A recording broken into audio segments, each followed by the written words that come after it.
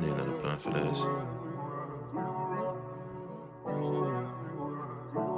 We will rise on the mountainside. We will fly where the angels fly. They call me Z, that's just who I am. Outrise, outrise. We will rise. Welcome everybody to Concrete Keeping It Real. Today's guest is a prestigious author and has many more caps. Goes by the name Sherrie Queen Poitier. Let's go. Introduce yourself. Hi. Good to see you. Good to see you. Good to see you. Okay.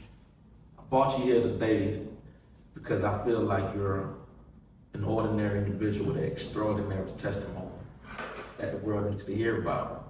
Because I myself have a young daughter, and we don't see too much black women get their flowers.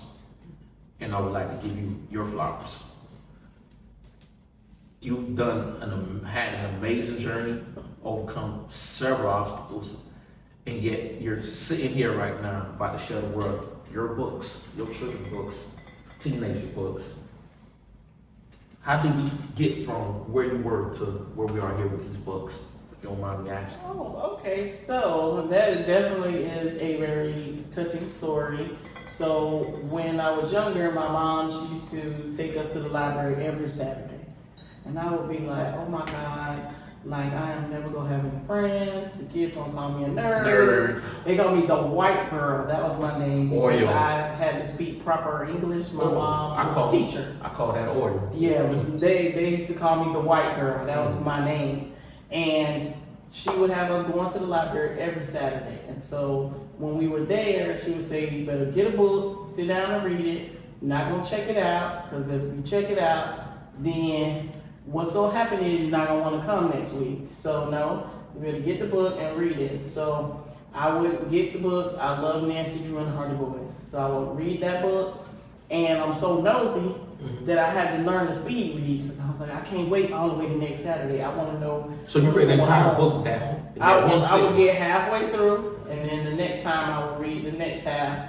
And as I got better at it, I was able to read a whole book. And how old were you at that time? I want to say I probably was about 8 or 9, because my little brother, he had to go to, and he's 4 years younger than I am. So she used to take him over there, and she would have to read to him. Right. But that's where we spent our Saturdays. And so she would notice that all the books I read always had little white girls in them.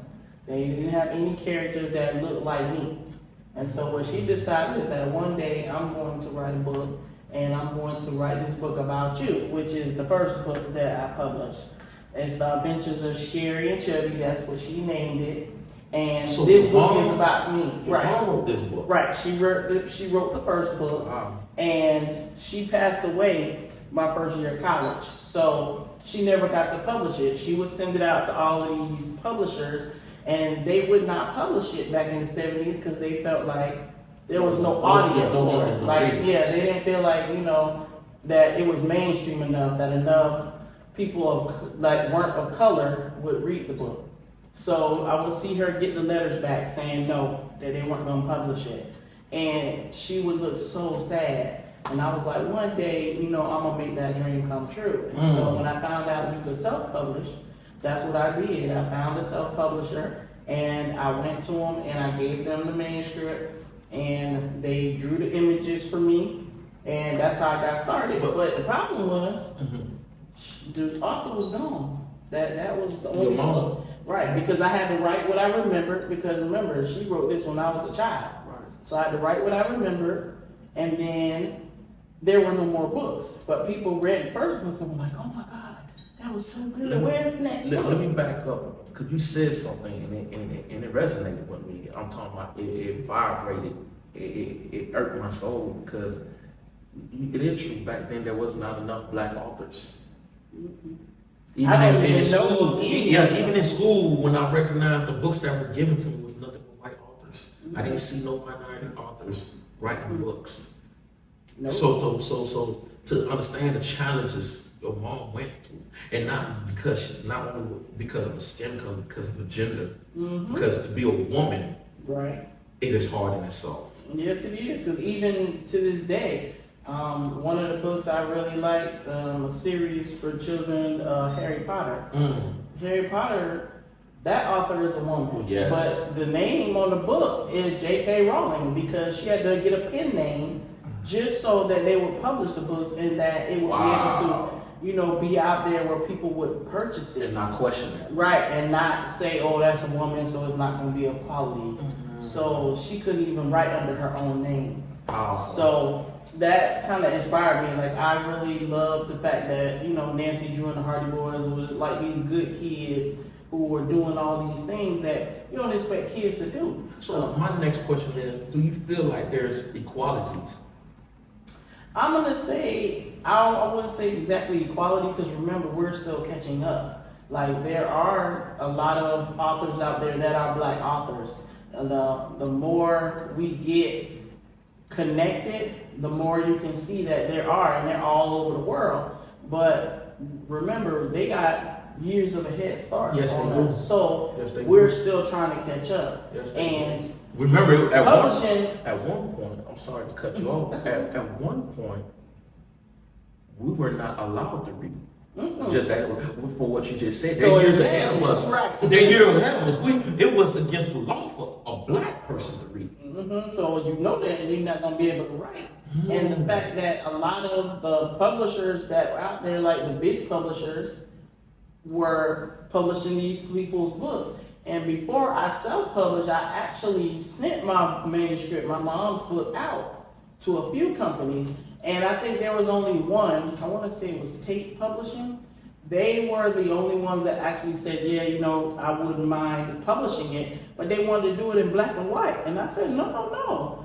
How are my kids, who are black kids, going to relate to A black and white book. right? Because we're all different shades, and even within the black culture, we don't always get along with the darker ones feel some type of way about the light skin feel some type of way about the dark, because that was perpetuated in slavery. Yes, it was. They Because kept the you light had skin inside, and they had Right. the darkest of dark Right. in the yard. So because of that, we still have division even to this day. It's not as prominent as it used to be, but I needed the kids when they read my books to be able to see themselves in the characters.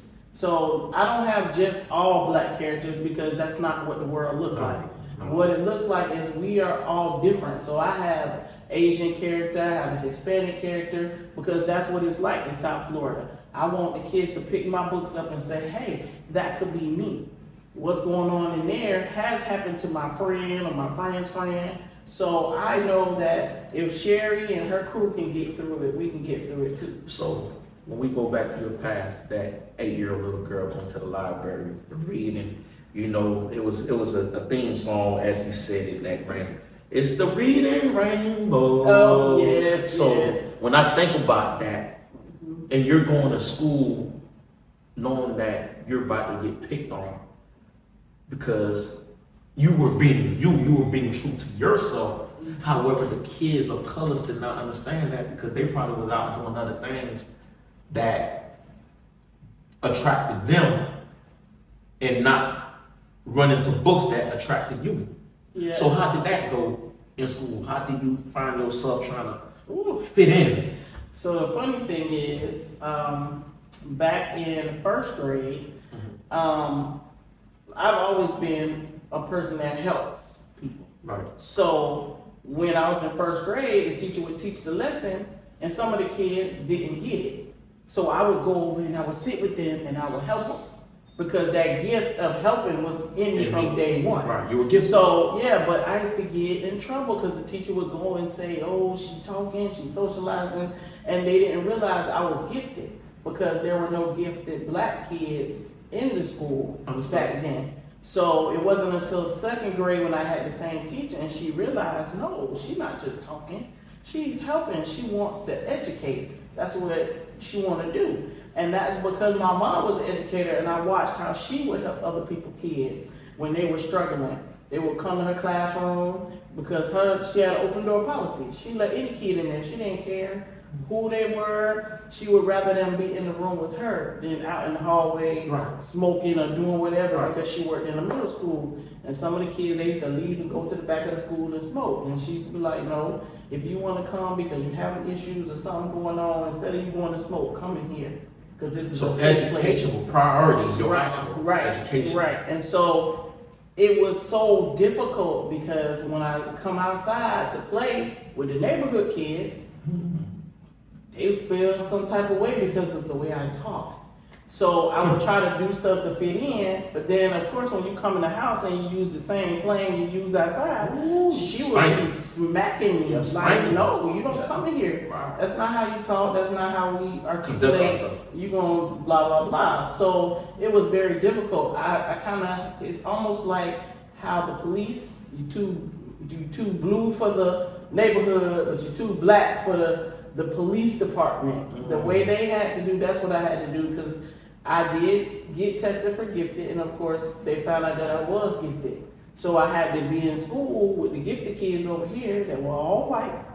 How did that make you feel? It made me feel very awkward all the time, but because the psychologist that tested me kept telling me I was going to change the world. Like, you don't tell a third grader that they're going to change the world. Like, what in the world? Like, the expectations pressure and all of that. So I've always been at a point where I'm always straddling. I'm on this side because I'm black and I'm a girl. And then I'm on this side because I have parents who are educated, because my father, he worked for the airline.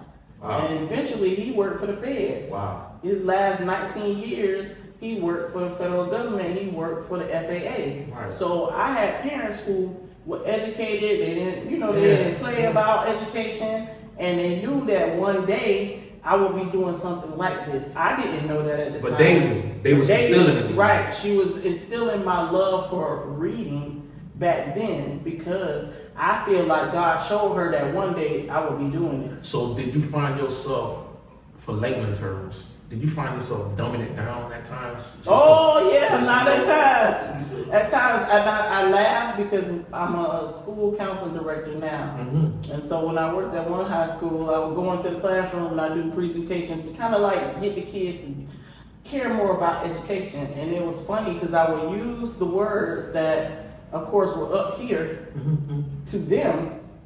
But then after I say the word, I would explain to them what it means. Because I wanted them to know that the more vocabulary you have, the better you're going to do in these tests. I said, the kids who do better on the test are not always doing better because they're smarter than you. They're doing better because they have more exposure. So what we have to do is expose our kids to more things. I say that. That's why my books, if you look at them, they're not 3 and 4 sentences on the page. It's a whole page of sentences. So I was looking and at they looking like, I was looking at them like, I don't want to read all that. I said, yes, you do. Because once you start reading it and you get into the story, you won't even notice how many pages. Yeah, you won't put it down. Because like Harry Potter, like I said, she's like one of my favorite authors. And her books long, they're like this big. Listen, and I would be up in the middle of the night with a flashlight on. My husband like trying to sleep, and I'm like with the flashlight because I'm like so nosy. I got to see what's happening. So I'm just looking, I'm reading in the middle of the night because the story is so good. Entertaining. Your imagination is blown away. Right. So that's what I try to do. Reading is fun, and reading can be entertaining. Like a few years ago, my husband and I went to Italy. Because I read about how you could ride on the gondola. I was like, oh, I'm gonna do that. When I get grown, I'm gonna ride on the gondola. And we went there just so I could do that. But that's things that, where would I have ever found out about that if I hadn't paid attention in my social studies class? That's where I learned about those things. So let me ask you this then. Do you think it's unfortunate for kids of color, minorities, that they're not exposed to what you just said, not exposed to other ventures, other aspects of life, other perspective of life? Because like you said, where does this word come from?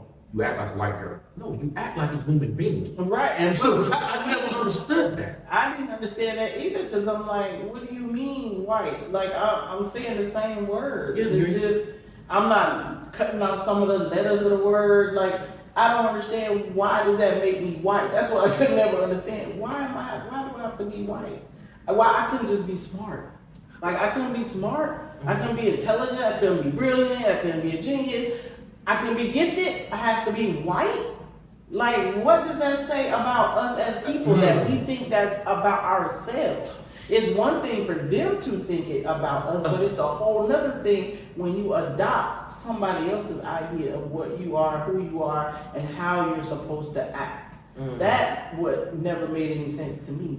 And I still, to right now, have people, when they see Dr. Poitier on something, they automatically think I'm gonna be stuck up and full of myself. And why can't I just be somebody who appreciated education, wanted some skills to be able to help people, so I went and got a few degrees and wanted to make sure that I knew what I was doing, because I'm shaping the future. When I go work with these kids, every interaction I have with them could help them go one way or another. So middle school, let's go to because we were in grade school. Now let's go to middle school and a little before high school. How was those years like? So those years were even worse, because then Our kids are cruel. right, and now you becoming adolescent, Yes. and in the gifted program there, it was classes that were gifted. So I would not be in the English class with the kids who I'm in the neighborhood with. I'm at one school with the neighborhood kids, but I don't see them all day. Yeah, because you're in the gifted class. Right. So now I'm in a whole nother class. And so when I do see them, like let's say I have a dance class. So now I actually see them. Elective. Here it is with the, here come on little white girl, this is how they're imitating me to dance. Right. And to have to endure that your whole life. Day in and day out. Day one, you have to endure So, that. And still have enough self-esteem. That's what I want to and ask you. How have do your own identity to where you can still move forward. And the bad thing is, because it was so every day in my face all the time, when I got to high school, I refused to take the college level classes, because I was taking college classes in middle school. Wow. Because they had just started that. Like now, it's a thing. You can do it Yeah, however you want. my- But back then, they were just allowing middle school kids to take little things like computers or something like that. So now I'm in high school, I could take AP classes, but because I was sick and tired of being a white girl, sick and tired of everybody picking on me because of how I speak, I was like, no, I'm not gonna do it. Now, she made me take all honors, but I was like, no, I wanna just be a kid. Like, I wanna be a kid, and to feel like you're not being a kid because you're advanced, that's a difficult thing. And So I your didn't self-esteem realize was how much. fractured? Your self-esteem, it Oh, was yes, and I fractured. didn't realize that until I went off to college, got a degree or two, and then I think we were in one of my master's degree program, we had groups. Like, we had to do groups so that we could do it with the kids. We had to imitate what it was gonna be like. And that's when I realized how damaged I really was, how I really looked at myself, how I would not get up and speak in front of people because I didn't want them to say, oh, the fake white girl, or I didn't want to say something because honestly, a lot of the white kids made me feel like I wasn't really as smart as they were because I was the token black. Like, I was the black who they just allowed to be gifted because I was black. So you was causing a hard place. The black kids, they didn't accept you. The white kids was. So you find yourself in a depressing situation. Yeah, and all the time. And I didn't realize that that's what it was. I just thought that that's life and that I didn't have a choice. So, because it wasn't like my mom was going to say, no, you don't have to be gifted. So, I didn't have a choice. I had to just grin and bear it. That's it. And that's what I did. All the way until probably maybe about 10, 12 years ago.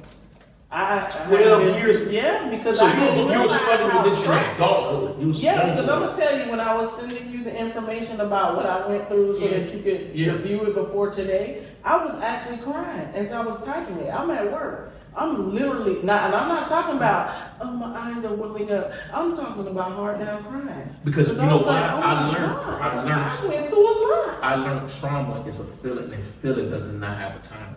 Oh. Because as you're going through that feeling, whatever trauma you went through, you feel as if you're going through it at that present time, at that present And moment. you think you're over it because what I did was I had gotten so used to just persevering that I thought it wasn't affecting me, but it still does. Because if something can bring you to tears, It's still affecting you. then it's still affecting you. Yeah. You're not indifferent with the situation. So you're still overcoming. Have you ever thought about therapy? Have you ever, Yeah, and I because that's another thing that's frowned upon in our community. Oh, yes. Oh, she's Most crazy. definitely. She's doing that. No, therapy. It's there to aid us. Oh, but that's a white thing. White people does that. And I have had therapy over the years, but I'm gonna be honest, I've never delved into it because I felt like I was, I'm doing okay. Like I got a PhD, like I have Certified life several businesses. coach. Like you don't realize because you're so used to functioning that you don't realize, like I said, that it's still weighing on you. It still weighs on who I am, who I've become, why I fight so hard for the kids, because people don't understand how some of these kids can, be the way they are, basically. They try to figure out, like, why are they acting now? Why are they this and that? And I can actually sympathize with them because I'm like, man, when they overcome even small things, like you never know exactly what they're really going through. At home, Yeah. with friends, social life. Right now, if you read studies, suicide amongst kids is at all time high. Yeah. We thank God you didn't live through the social media year. We don't know how that would have affected you. Yeah. These kids, social media, they'll drag you.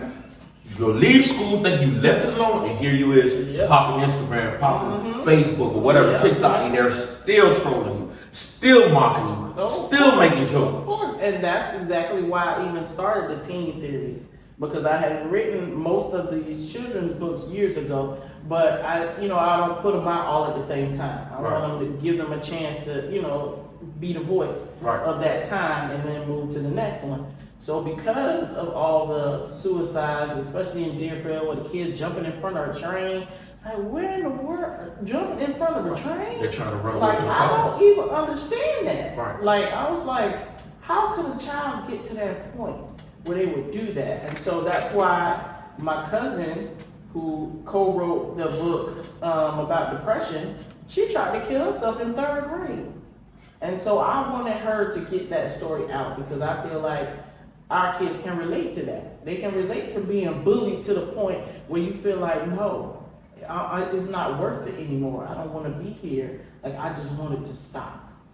And I was like, you know what? No, there's got to be something we could do about it. So, yeah, I've tried therapy. I'm going to be honest, writing these books is a lot of therapy too, because I get to put out things that I've endured. Like a lot of these stories are situations I've gone through and were able to get through and move on. Do you think that had anything to do with you gravitating towards counseling? I think it does because I've always been like an advocate for kids. Right. Like even when I was in, I want to say 9th grade, 10th grade, I got a job. My first job was at McDonald's. I did the parties, like those little parties that the kids had. Right. Yeah, I started out, working the drive-through and the front desk. And one day, the lady who did the party, she was like, "You want to help me, do it?" So I was like, "Oh, okay."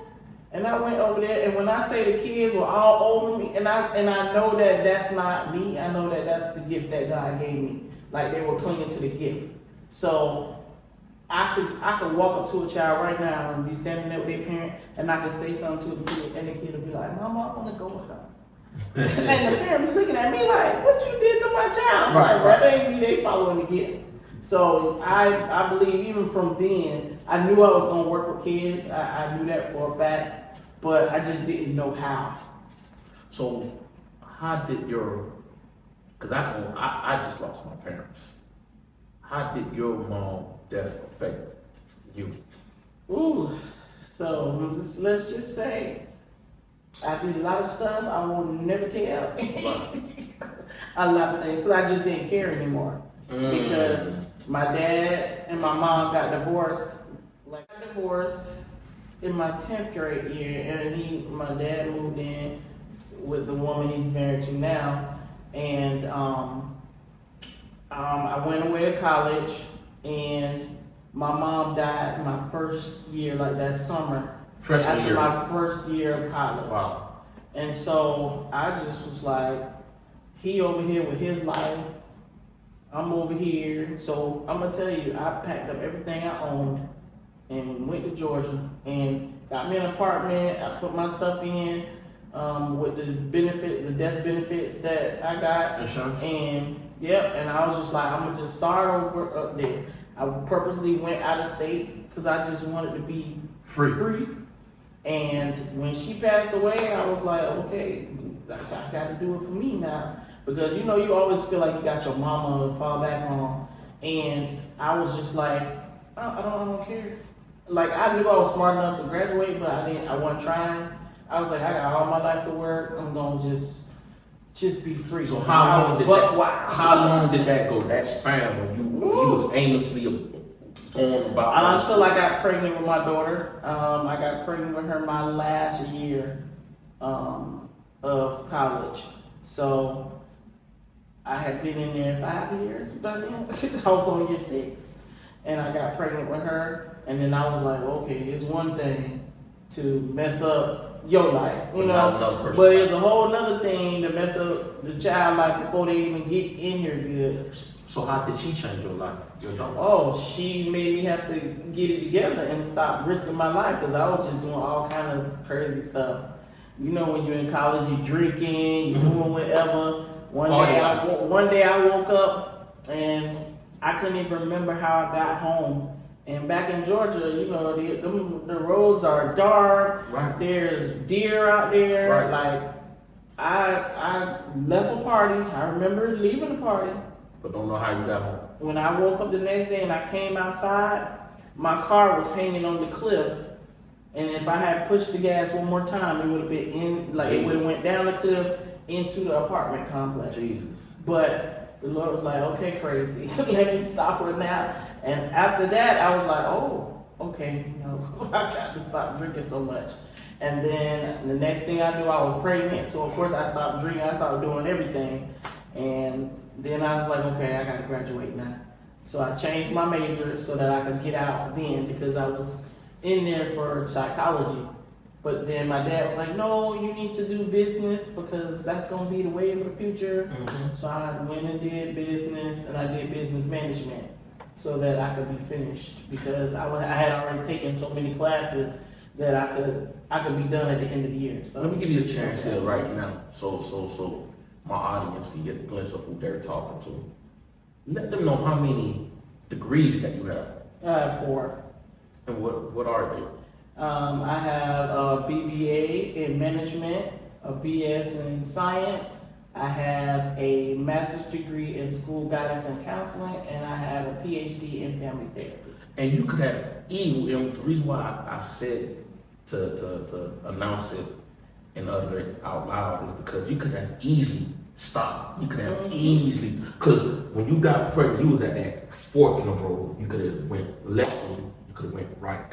And you chose to go right, you chose to straighten out your life for your unborn daughter at that time. Mm-hmm. When most people falter.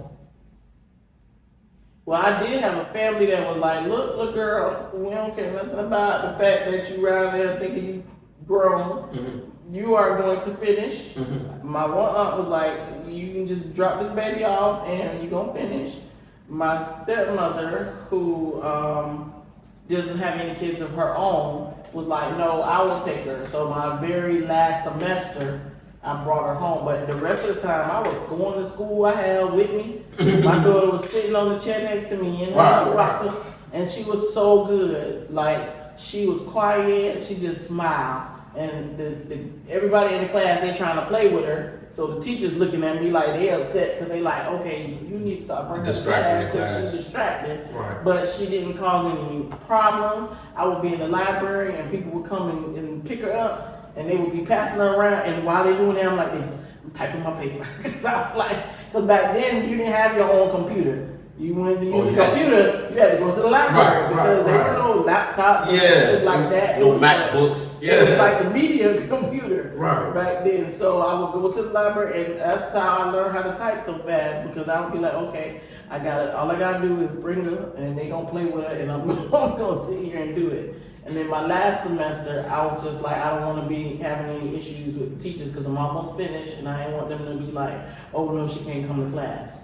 So my stepmama took her for that last semester, and then I was able to graduate. And you became a teacher. Well, later yes, in life. yes. I started out subbing first because even though I had the business degree, they didn't really have a lot of teaching positions for business. Right. So that's why I ended up going back to science because science is what they call a shortage area. They always need science teachers and math. Those two are what they call critical shortage. So no matter what, they never have enough of them. Right. So they told me when I first came home, they were like, look, if you want to make sure you always got a job, go science or math, pick one. So I was like, me and math don't get down like that. So I'm going to go over here to the science. And that's what I did. I had to go back. I had to take classes, independent study.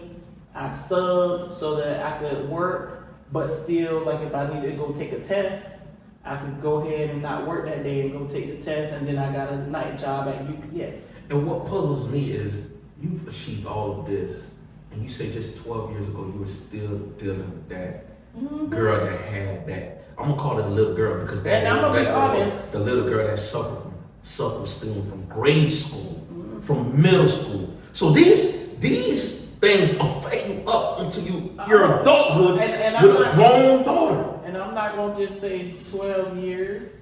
12 years is when I realized I was 12 years ago. dealing When with you it. say 12 years ago. I'm going to say as recent as a week or two ago. Right. Because the position I have, yeah, I'm a director, but I'm still low level. I really want to be higher. I want to have my own department. I want to work with helping the school. But you think there's politics to this? You think there's the pushback? There is, but all I can say is it don't matter what they do or don't want to do, right. Who do or don't want to give me the job. Right. I have to remember that God is the all in all, and if He says I'm not promoted, I'm not promoted. You're not promoted. So I know that in the back of my mind, in my heart, I know that. But the fact that every time I go interview and they give the job to somebody with less qualifications, less experience, less degrees, different race, it brings me back to the gifted girl who the white kids think I'm not as smart as they are, and the black kids who, oh, you the white girl, blah, blah, blah. Like it is still to me, brings me back to that. Like I feel like I'm still not good enough. I'm still not where I need to be, even though I've accomplished all this stuff. And even when other things happen, like I apply for grants, if they say no, I let me see the evaluation notes, and then I go through and I take it hard when they say no. Because of what I went through. But you're married. You're married, you have a family, none of this. It don't matter. Because and I'm happy that you're keeping it real because some woman that has all of this, they put on this front that nothing is wrong. Some woman that has accomplished all these accolades you accomplished, they will put on this front like nothing bothered them, but they really are still going through certain things, and it's good that you're sharing this because, like I said, I commend you for sharing your story because not too many people can sit in front of the camera or tell the world that they're struggling with issues dating back to grade school. Yeah, and you know what's funny to me? That people see me, they would never know. Like, there would have been a time that I wouldn't even do what I'm doing right now because I would feel like people were judging me, right. You know? Like she said she is an IQ 150, 165, but look how she look how she sound. Like all of that would be running through my mind to the point where I would be too freaked out to do it. But I realized that people out there will never make it to where they're trying to go if I don't speak up. because sometimes people have their ideas of what God is and what the church is and da da da da, but they will never really even approach God or anything because of how they see other people act. And I don't ever want to be one of the reasons why somebody don't know God. Like, I don't want them to be like, oh, she didn't know. I have struggles too. Like, there's nobody perfect. And even with awards and money and all of these things, life still can just shoot you blows that if you don't pray and don't keep your focus, you'll collapse. And I want people to know that I don't go around here thinking, oh, I'm all that, I'm this.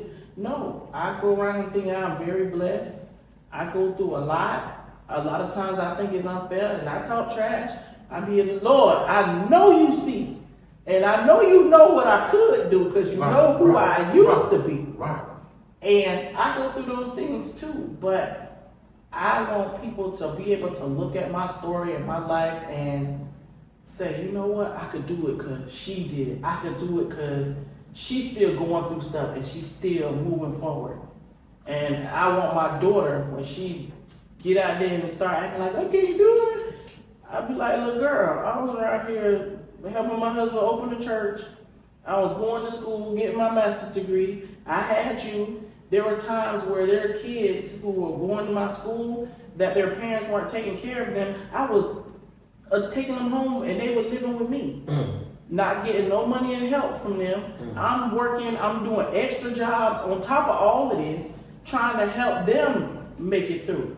Now they grown, they got jobs, they got their own kids, but where would they be if I hadn't done all that? So let me ask you this. I like to ask everyone that sat on the show, I ask them this question. What does keeping it real mean to you? That you being honest with yourself first, and then being willing to give it up to help somebody else. Because the only thing that I'm ashamed of that I probably wouldn't tell somebody might be the one thing that would change somebody's life. And so my thing is, I know I'm not as smart as paperwork say. If I can't use it to do something with it, what's the point of being intelligent if you're not going to use it for anything but to make yourself look good or rich? So to me, keeping it real means you honest with yourself. Have you done everything you could do to show who God really is in this world? And if you can't say yes, then you ain't keeping it real. You need to be honest with yourself first. And then all the rest of that stuff is easy because you can think what you want to think about me. And half of the time, you ain't gonna never know what somebody thought about you. So what do it matter? But look, even through all that we just heard, you kept it real with yourself because you did not stop becoming who you became as a woman. Had you not kept it real with yourself, you would not have achieved all these thresholds, these heights that you've accomplished. Because you kept it real with yourself. Because, like I said, not too many people could get bullied, as we call it. That's being bullied. Oh, yeah. Being mentally abused, because that's what that is, and overcome what you both can. And I like the fact that you said keeping it real is to be honest with yourself. And that's what we want the audience out there to know, is that be real with yourself. Stop succumbing to what your peers think of you, as long as you make yourself happy. Because once you are truly true to yourself and know who you are, you'll be able to accomplish the great feats that Miss Poitier was able to accomplish in life. And like I said, I'm giving you your flowers. I thank you for coming on this podcast. And I want the world to go out and buy your books. Yes. They are very, very good. I tell them Sherry's the new Fat Albert, y'all. That's all I'm gonna say.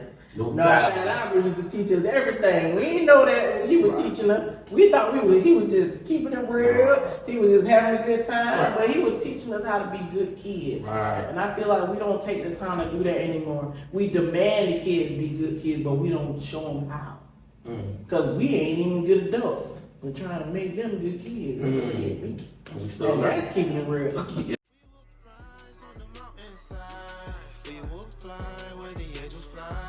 They call me Z, that's just who I am.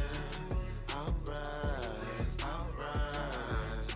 I'm finna break all these limits, and I hope that you here just to witness. If we started, you know we gon' finish. Running up, I just ran up the digits. I be making the top of the hit list. They can see I was born just to do this. They gon' know that I kept it the truest. I was scared and afraid I would lose it. I was chasing the bread that's the bluest. Dealing with issues, but I seem the coolest. Was making decisions that's foolish. I keep a 30 like Coolidge, just in case any day I gotta use it. Taking these drugs, I abuse it. In my mind, I just gotta get through it.